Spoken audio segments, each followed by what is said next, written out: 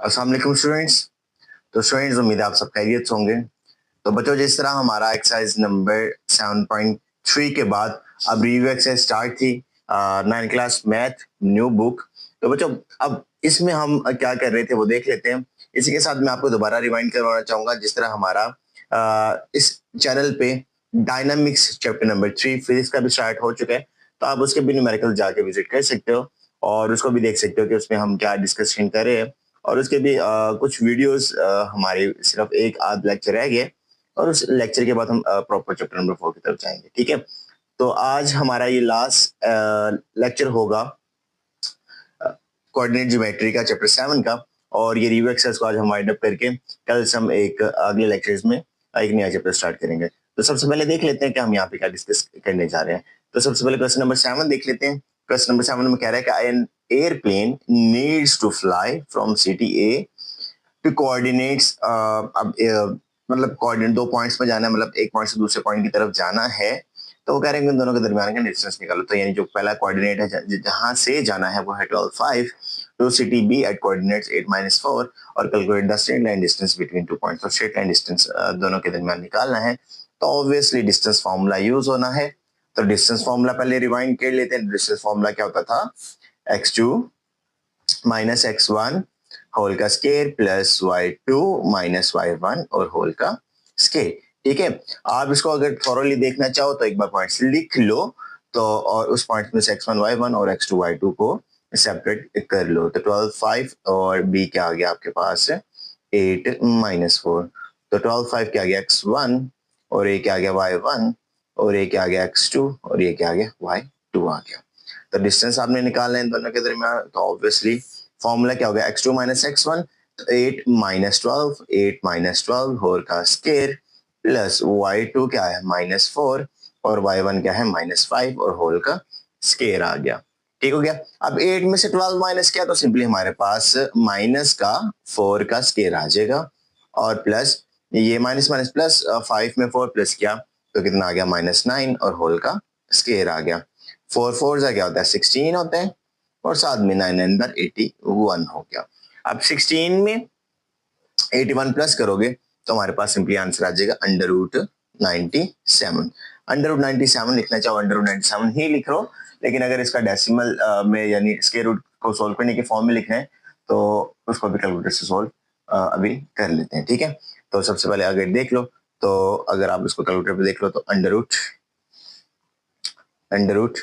√97 तो सिंपली आपके पास आंसर आ जाएगा 9.84। ठीक है, तो 9.84 आप सिंपली इसका जब अंडर रूट सोल्व करोगे तो आंसर लिख लो। तो 9.84 और साथ में यूनिट्स लिख लो, यहाँ लिखना है नहीं लिखना तो बस ये इसका सिंपली आपके पास आंसर आ जाएगा। ठीक है, तो ये सिंपल सा था, मतलब इसमें यही डिस्टेंस फॉर्मूला और मिड पॉइंट्स ही यूज होने हैं ज्यादातर। क्वेश्चन नंबर 7 हो गया, 8 9 में भी यही यूज होना है। क्वेश्चन नंबर 10 में सिर्फ वो जो हमने जितनी भी स्लॉप इंटरसेप्ट फॉर्म्स और ये फॉर्म्स पढ़ी थी उसको जनरलाइज एक एक दो स्टेप्स में करना है। तो क्वेश्चन नंबर 8 देख लेते हैं। तो क्वेश्चन नंबर 8 में वो क्या कह रहे हैं वो देख लेते हैं। वो कह रहे हैं कि इन अ लैंडस्केपिंग प्रोजेक्ट, तो मतलब एक लैंडस्केप आ रहा है, लाइक एक प्रोजेक्ट चल रहा है। The path start at this and at and this. तो लाइक एक जो प्रोजेक्ट चल रहा है उसमें एक पाथ स्टार्ट यहाँ से हो रहा है और एंड यहाँ पे यानी 2 3 से स्टार्ट हो रहा है, 10 7 पे इस पॉइंट्स पे इस कोऑर्डिनेट्स में एंडिंग हो रहा है। तो कह रहे हैं find the mid point. Simply mid point निकालना है। तो मिड पॉइंट का फॉर्मूला क्या होता है लिख लो मेरे साथ। तो मिड पॉइंट एक बार इसको ना ब्लू में ब्लू कह रहा हूँ ग्रीन के साथ लिख लेते हैं, ज्यादा फाइनल हो जाएगा। तो क्या आ जाएगा x1 प्लस x2 ओवर 2 और y1 प्लस y2 ओवर 2। ठीक हो गया। अब यहाँ पे अगर आपने पॉइंट्स को लिखना है तो लिख लो जरा साइड पे ना, उस पॉइंट्स को लिख लेते हैं, यहाँ ऊपर से कर लेते हैं। तो यह क्या आ गया x1, ये क्या आ गया y1 और ये क्या आ गया x2 और ये क्या आ गया y2 आ गया। अब सिंपली इस मिड पॉइंट्स में पुट कर लो। x1 क्या है 2 और x2 क्या है 10, 2 + 10 ओवर 2 और y1 क्या है, y1 है हमारे पास 3 और y2 क्या है 7 ओवर 2 आ गया। ठीक हो गया। तो 2 + 10 12, 12 ओवर 2 आ गया और 10 ओवर 2 आ गया। तो 2 1 2, 2 6 12, 2 1 2 and 2 5 10। तो 6 और 5 सिंपली इसका आंसर हमारे पास इन पॉइंट्स का मिड पॉइंट्स का आंसर आ गया। ठीक है ना, तो बिल्कुल देख लो सिंपल सा था। अब अगला पार्ट देख लेते हैं, क्वेश्चन नंबर 9। अब क्वेश्चन है क्या, drone is flying from a point two 3। तो एक ड्रोन है, वो एक पॉइंट से, पॉइंट का नाम क्या है 2 और 3 टू पॉइंट दिस, यानी 2 3 से लेके 10 और 15 तक जा रहा है ऑन अ ग्रिड पे। ग्रिड पे वो जा रहा है, लाइक वो देखे ना मैप्स में ग्रिड्स के फॉर्म में बना होता है। अब वो क्या कह रहा है, calculate the gradient of the line along with the drone is flying. अच्छा इसमें mid point, sorry, gradient, gradient क्या होता है, स्लोप होती है, तो इसमें स्लोप निकालनी है। 2 पॉइंट्स के दरमियान जब 2 पॉइंट्स गिवन हो तो उसकी स्लोप निकालनी है। ठीक है, and the total distance travel, और टोटल डिस्टेंस जो उसने ट्रैवलिंग करते हुए कवर किया तो वो निकालना है। तो सिंपली एक ग्रेडियंट निकालना है यानी स्लोप निकालनी है, और दूसरा डिस्टेंस निकालना है। तो स्लोप यानी जो ग्रेडियंट होता है वो किसके इक्वल होता है, पहले वो लिख लो। वो इक्वल होता है, याद है ना, y2 minus y1 over x2 minus x1। याद है ना, y2 minus y1 over x2 minus x1 होता है। ठीक है, तो अगर आप यहाँ पे पॉइंट्स लिखना चाहो लिख लो एक तरफ करके। ये आ गया 10 और 15, और ये दूसरा आ गया 2 और 3।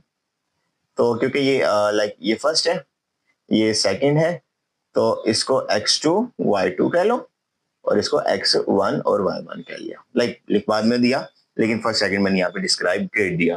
तो यहाँ पे y2 क्या आएगा, 15 माइनस 3, तो 15 माइनस 3 ओवर x2 क्या आएगा 10, और x1 क्या आ गया 2, तो 10 माइनस 2 आ गया। तो कितना आ गया, 15 और 3 12 आ गया, और 10 और 2 8 आ गया। तो सिंपली आप इसकी कटिंग वगैरह कर लो, और कटिंग करके सिंपली आपका आंसर आ जाएगा। और 4 2s are 8, 4 3s are 12।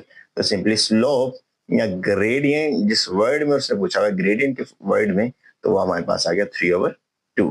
अब इसका डिस्टेंस निकालना है, तो डिस्टेंस का क्या फॉर्मूला वो लिख लेते हैं, और सिंपली इसमें वैल्यूज पुट करेंगे, और सिंपली हमारे पास आंसर आ जाएगा। तो यहाँ पे डिस्टेंस का फॉर्मूला क्या होता है, डिस्टेंस का फॉर्मूला होता है हमारे पास x2 माइनस x1 होल का square plus y2 minus y1 whole का स्केयर। ठीक है, अब यहाँ पे वैल्यूज पुट कर लो और देख लेते हैं। x2 माइनस x1 यानी यहाँ से देख लो 10 माइनस 2, तो x2 10, x1 क्या है 2, तो 10 माइनस 2 होल का स्केयर प्लस y2 15 और y1 3 होल का स्केयर आ गया। सिंपली वही जिस तरह पहले किया। तो यहाँ पे क्या गया 8 का स्केयर आ गया, और यहाँ पे कितना आ गया 12 का स्केयर। तो 8 का स्केयर आ गया 80, 8 8 64, और 12 का स्केयर 144। तो 144 में 64 प्लस किया तो आपके पास आ जाता है 208। ठीक है, तो अगर यहाँ भी इसकी फैक्टराइजेशन कर लो तो देख लेते हैं फैक्टराइजेशन में कहाँ पे जाता है, तो देख लेते हैं। तो फैक्टराइजेशन में मुझे ऐसा लग रहा है कि चल पहले लिख लेते हैं 208 है, 2 पे नहीं 4 पे ले जाते हैं। 4 4s are 16, और यहाँ पे 4 बच गया, 4 4 1 दा 4 और 48 हो गया। 4 4 दा 16, ओके ओके ओके ठीक हो गया। 4 5 दा 20, सॉरी 4 5 दा 20, 4 4 दा 16, वही ना 4 5 दा 20 होता है। 4 5 दा 20 और 4 2 दा 8 आ गया, और यहाँ पे दोबारा 4 पे, तो 4 1 दा 4 और 1 कैरी, और 4 3 दा 12, अब 13 1 दा 13, यानी कि हमारे पास आ गया 4 का स्केयर आ गया, और एक आ गया मल्टीप्लाई बाय 13 आ गया। तो 4 का स्केयर सेपरेट कर लो, और अंडर रूट 13 सेपरेट कर लो, तो 4 अंडर रूट 13 और साथ में यूनिट्स लिख लो। तो सिंपली आपका 4 अंडर रूट 13 यूनिट्स इसका किसका डिस्टेंस का आंसर आ जाएगा। ठीक है, तो अब इस चैप्टर का इस रिव्यू एक्सरसाइज का इस पूरी कोऑर्डिनेट ज्योमेट्री का लास्ट क्वेश्चन, क्वेश्चन नंबर 10 वो देख लेते हैं उसमें क्या होने वाला है। तो बच्चों क्वेश्चन नंबर 10 में वो क्या कह रहे हैं वो देख लेते हैं। क्वेश्चन नंबर 10 में सबसे पहले आप इसके स्टेटमेंट पढ़ लो, और इस स्टेटमेंट के बाद आपने ना एफ यानी 6 पार्ट ABCDEF यानी 6 पार्ट आपने इसके सॉल्व करने हैं। तो पहले स्टेटमेंट पढ़ लो। वो कह रहा है कि for a line with gradient, gradient यानी स्लोप उसने दे दी है of -3 and y intercept 2, y intercept भी दे दिया 2 के साथ। Right the equation of the line, और ये सारी उसने फॉर्म्स की बात की हुई है। तो सबसे पहले स्लोप इंटरसेप्ट फॉर्म पढ़ लेते हैं। तो स्लोप इंटरसेप्ट फॉर्म होती क्या, y = mx + c। ठीक हो गया, अब इसमें वैल्यूज पुट करते हैं और सिंपली आ जाएगा। तो यहाँ पे हमारे पास लिख ले पहले। स्लोप इंटरसेप्ट फॉर्म क्या होती है, y is equal to m x plus c. तो ग्रेडियंट यानी स्लोप उसने दे दिया -3 और y इंटरसेप्ट यानी c की वैल्यू कितनी है, यहाँ पे 2 है। तो यहाँ पे इक्वेशन क्या आ जाएगी, y इज इक्वल टू -3 साथ में x और +2। तो ये हमारे पास सॉल्व हो जाएगा। ठीक हो गया, तो स्लोप इंटरसेप्ट फॉर्म आ गई। अब पार्ट बी में देख लेते हैं। पार्ट बी में वो क्या कह रहा है, वो कह रहा है कि पॉइंट स्लोप बनानी है फ्रॉम यूजिंग द पॉइंट 1 2। अब वही स्लोप ही बनानी है, मतलब उसकी फॉर्म ही बनानी है, लेकिन इस बार जो हमारे पास है वो पॉइंट ये यूज करना है और साथ में स्लोप ये यूज करनी है। तो देख लेते हैं। तो याद है ना फॉर्मूला, y मतलब जो इक्वेशन ऑफ लाइन वाली होती है जिसमें स्लोप की वैल्यू पुट करके यूज करते हैं। तो y minus y1 is equal to m into x minus x1। ठीक हो गया। अब ये जो हमारे पास x1 और y1 की वैल्यू यहाँ से आ जाएगी, y एज इट इज आ गया, माइनस y1 की वैल्यू 2 आ गई, इज इक्वल टू m की वैल्यू कितनी आ गई, -3 आ गई। ये उसने दिया है ग्रेडियंट ये, तो और साथ में x एज इट इज आ गया और माइनस और x1 की वैल्यू कितनी आएगी, 1 आ गई। ठीक हो गया। तो सिंपली हमारे पास ये भी आंसर आ गया। तो छोटे छोटे प्रूव्स हैं, छोटी छोटी इक्वेशंस बनानी है। तो ये देख लिया। अब वो कह रहे हैं कि two intercept form two intercept कह रहा हूँ, 2 points form using points this and this.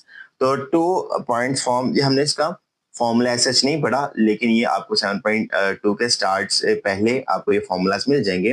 तो वहां पे अगर आप फॉर्मूला देखो ना, तो हमारे पास फॉर्मूला है y minus y1 is equal to y2 minus y1 over x2 minus x1 और x माइनस x1। सेम यही है, सेम यही फॉर्मूला है, लेकिन यहाँ पे m की जगह उसने प्रॉपर y2 माइनस y1 और x2 माइनस x1 की फॉर्म में लिखा हुआ है। तो वो डिफरेंट चीज हो जाती है, वो होती है 2 पॉइंट फॉर्म आ जाती है। ठीक हो गया। अब यहाँ पे ये देखो, यहाँ पे पॉइंट्स दिए हुए हैं। अब इन पॉइंट्स का कहाँ कहाँ यूज होना है वो देख लेते हैं। तो ये हो गया ये मतलब इसको अगर मैं यहाँ पे लिखना चाहूँ, तो यहाँ पे अगर मैं पहले सबसे पहले ना आपको पॉइंट्स लिख के दिखा देता हूँ कि ये वाला पॉइंट हो जाएगा x1, ये होगा y1, ये होगा x2 और ये होगा y2। तो y और x एज इट इज रहेगा, लेकिन x1 y1 और x2 y2 चेंज हो जाएंगे और मतलब वक्त के साथ साथ। तो यहाँ पे पहले ना एज इट इज ना इसको ऐसे कर लेते हैं कि यहाँ पे ना y माइनस y1 लिख लेते हैं और यहाँ पे अगर ये डिवाइड कर लो तो y माइनस y1 ओवर, इसको इस पे डिवाइड कर लो तो y2 माइनस y1 आ गया। अब यहाँ पे ये दोनों डिवाइड हो गए तो x माइनस x1 और नीचे आ गया x2 माइनस x1। बस इसमें वैल्यूज पुट करते रहो और आंसर आ जाएगा। y आ गया माइनस y1 की वैल्यू आ गई 2 आ गई ओवर y2 माइनस y1। तो y2 क्या है, y2 है -7 और y1 क्या है माइनस ये फॉर्मूले का, और ये 2 आ गया, यानी ये y1 ये 2 आ गया। ठीक हो गया। अब simply x as it is रहेगा माइनस x1 की वैल्यू कितनी है 1 ओवर x2 क्या है, x2 है 4 और माइनस x1 की वैल्यू कितनी है 1। तो 4 माइनस 1 सिंपली आ गया। तो इसको सॉल्व नहीं करना, सिर्फ फॉर्म्स बनानी है। वो कह रहे कि मतलब इसकी ना सिर्फ इक्वेशन ऑफ लाइन में ये बनानी है, सिर्फ इसको सॉल्व मजीद करने की जरूरत नहीं है। ठीक है। तो सिंपल सिंपल है, छोटे छोटे स्टेप्स आ रहे हैं। मतलब फॉर्मूलाज ऑब्वियसली इसके लिए जरूरी है, तो बस ये साथ साथ देख लो। अब आगे इंटरसेप्ट फॉर्म। अब इंटरसेप्ट फॉर्म में क्या होता है कि याद है ना formula x over a plus y over b is equal to 1 वाला। तो अब ये फॉर्मूला यूज करने लगे हैं। इक्वेशन याद है ना, ये जो भी लाइन हमने इक्वेशन ऑफ मतलब ये इंटरसेप्ट फॉर्म से हमने निकाली, इसको यूज करना है, क्योंकि मतलब इसी के मुताबिक अगर देखा जाए तो यही इक्वेशन बनती है, y is equal to minus ये जो उसने क्वेश्चन दिया हुआ है ना, for a line with gradient -3 and y intercept right equation. तो इक्वेशन ये स्वैप इंटरसेप्ट फॉर्म ही यही इक्वेशन बनती है। बाद में तो इसके बाकी बाकी चेंजिंग्स आ रही है ना, लेकिन मेन जो हमारा टारगेट है, जो मेन फोकस है, वो यही इक्वेशन बन रही है बार बार। ठीक हो गया, इसको यूज करेंगे, इसके साथ चाहे लिख लो। ठीक हो गया। तो अब इसमें आपने x और y वाले अलग कर लिया और कॉन्स्टेंट अलग कर लिया। तो अगर इसको यहाँ पे ले आओ तो y plus 3x is equal to 2। ठीक हो गया। अब यहाँ पे अगर आपने 1 बनाना है तो डिवाइडिंग बाय 2 कर लोगे, तो यहाँ पे आ जाएगा y over 2 plus 3x over 2 plus 2/2, तो 2 1/2, 2 1/2, तो यहाँ पे क्या गया y/2 एज इट इज आ गया। और यहाँ पे क्योंकि x ऊपर होना चाहिए, बाकी सारी वैल्यूज नीचे, तो x/2/3 और इज इक्वल टू यहाँ पे सिंपली 1 आ जाएगा। ठीक है, तो यानी x ओवर जो something s over a y/b is equal to 1, तो इंटरसेप्ट फॉर्म की हमने ये पहले पढ़ी हुई है। ठीक है, अब लास्ट 2 देख लेते हैं और e और f, और इसी के साथ इस लेक्चर को, इस एक्सरसाइज को और इस चैप्टर को यहीं पे वाइंड अप कर लेंगे। सिमेट्रिक फॉर्म क्या होती है? सिमेट्रिक फॉर्म में सबसे पहले वही y is equal to -3x plus 2, तो सबसे पहले एक साइड पे कांस्टेंट और बाकी वैल्यूज एक साइड पे, तो यहाँ आ जाएगा 3x plus y is equal to 2 आ गया।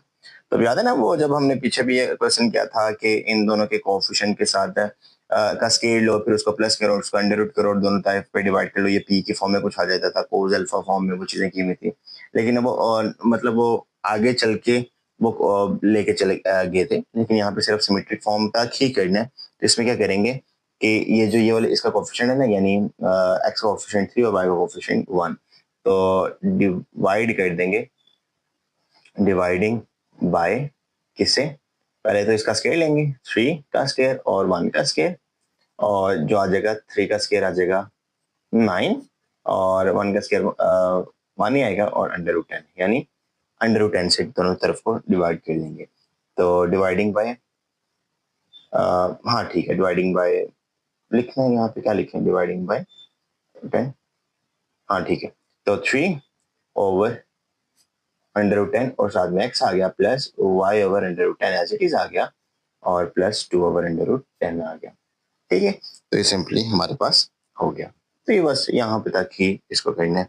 मैं देख रहा था कि क्या अंडर रूट 10 किसी चीज का लाइक बन सकता है कि नहीं, तो वो नहीं बन रहा, और 2 5/10 होता तो भी किसी चीज का स्क्वायर रूट नहीं होता, 5 भी नहीं होता, तो बस ठीक है, इसको यहाँ तक ही रख लो। ठीक है, तो ये सिंपली हमारे पास सिमेट्रिक फॉर्म में आंसर आ जाएगा। अच्छा, यहाँ पे इक्वल आएगा, यहाँ पे, ठीक हो गया। तो ये सिंपली सिमेट्रिक फॉर्म में आंसर आ जाएगा। अब नॉर्मल फॉर्म में, तो नॉर्मल फॉर्म में ऑब्वियसली आप स्लोप निकालते हो, फिर वो स्लोप की वैल्यू कोस और वो साइन वाली प्रॉपर करते थे, तो स्लोप पहले निकाल लेते हैं। तो स्लोप इज इक्वल टू क्या होता था, याद है ना, जब नॉर्मल फॉर्म निकाल देते थे, slope is equal to tan alpha, alpha की वैल्यू निकाल देते थे, फिर cos alpha plus sin beta is equal to वो सारा P over Q, P is equal to P करते थे। लाइक आपके पास एक फॉर्मूला था कि cos alpha plus sin alpha is equal to P, तो ये पी जो ये है, ये 2/10, ये पी की वैल्यू थी। ठीक है, अब यहाँ पे एक्स आ गया और यहाँ पे वाई भी आएगा साथ में। ठीक है, एक्स कोस अल्फा और plus Y sin alpha is equal to P, तो पी की वैल्यू निकाल ली। अब एक्स कोस तो एज इट इज रहेगा, Y sin as it is रहेगा, बस अल्फा की वैल्यू यहाँ पे निकाल लेंगे, 10 alpha is equal to slope होती है। अब स्लोप यहाँ पे क्या है, यहाँ जो शुरू में उसने ग्रेडियंट दिया था -3 है, तो alpha is equal to 10 inverse और -3, तो 10 इनवर्स -3 निकाल लेते हैं और देख लेते हैं क्या आंसर आ जाता है। ठीक है, तो कैलकुलेटर से इसको मैं जरा देख लेता हूँ। तो हमारे पास एक मिनट, ओके, तो ये कैलकुलेटर पे क्या निकालना है, यहाँ पे आ जाएगा इनवर्स इनवर्स इनवर्स, कहाँ पे, हाँ ये आ गया 10 इनवर्स। एक मिनट पहले इसको क्लियर कर लें, 10 इनवर्स, इसको लेना है रेडियन में, नहीं लेना, इसको डिग्री में लेना है। ठीक है, 10 इनवर्स और साथ में -3, तो -3 आ गया, तो -71.56, तो -71.56 सिंपली इसका आंसर आ गया। तो alpha is equal to 10 inverse क्या आ गया, -71.56, और डिग्री में आंसर ये आ गया। अब इसको इस ए में पुट कर लो, तो यहाँ पे पी की वैल्यू ये थी, मैंने बताया ना ये पी की वैल्यू है, तो अल्फा इज इक्वल टू -71.56 और साथ में पी की वैल्यू कितनी आ गई, 2/10 आ गई। ठीक है, तो ये सिंपली हमारे पास क्या आ जाएगा, ये हमारे पास आ जाएगा यहाँ पे x cos अल्फा की वैल्यू क्या आ गई, -71.56 प्लस y cos साइन आ गया, cos आ गया, ये साइन आ गया, यहाँ पे साइन, यहाँ पे क्या गया -71.56 और यहाँ पे ब्रैकेट क्लोज और यहाँ पे इक्वालिटी आ गई और 2/10, और ये सिंपली इसका आंसर आ गया। अच्छा, मैं ना यहाँ पे देख लेते हैं कि मैं यहाँ पे ना एक बार आपको रिवाइंड करवा दूं कि स्लोप और ये नॉर्मल फॉर्म कहाँ पे हमने की थी। ये मैं देख लेते हैं एक बार ना प्रॉपर उस लेक्चर को देखते हैं, ये कहाँ पे इसको किया था। हाँ ये देखो, ये नॉर्मल फॉर्म जब हमने निकालना सीखी थी एक्सरसाइज नंबर 7.2 के क्वेश्चन नंबर 10 में, तो ये नॉर्मल फॉर्म हमने यहाँ पे बनाना सीखी थी, तो इसमें प्रॉपर हमने डिटेल में किया था। ये देखो ये वाला, ये सिमेट्रिक फॉर्म थी, यहाँ तक ये जब डिवाइड करते हैं ना यहाँ तक ये सिमेट्रिक फॉर्म हो जाती है। लेकिन अगर आप इसके आगे नॉर्मल फॉर्म निकाल देते तो प्रॉपर इसको सॉल्व कर देते। तो यहाँ पे वो अलग सेपरेट सेपरेट उसने किया है, ठीक है। तो ये हमने इसको यहाँ पे हमने वाइंड अप कर दिया, ठीक है। तो इसी के साथ ये आज चैप्टर नंबर 7 यहीं पे वाइंड अप हुआ। अब अगले लेक्चर्स में अगले लेक्चर मतलब अगले जो चैप्टर्स हैं उनको वाइंड अप करेंगे, ठीक है बच्चों।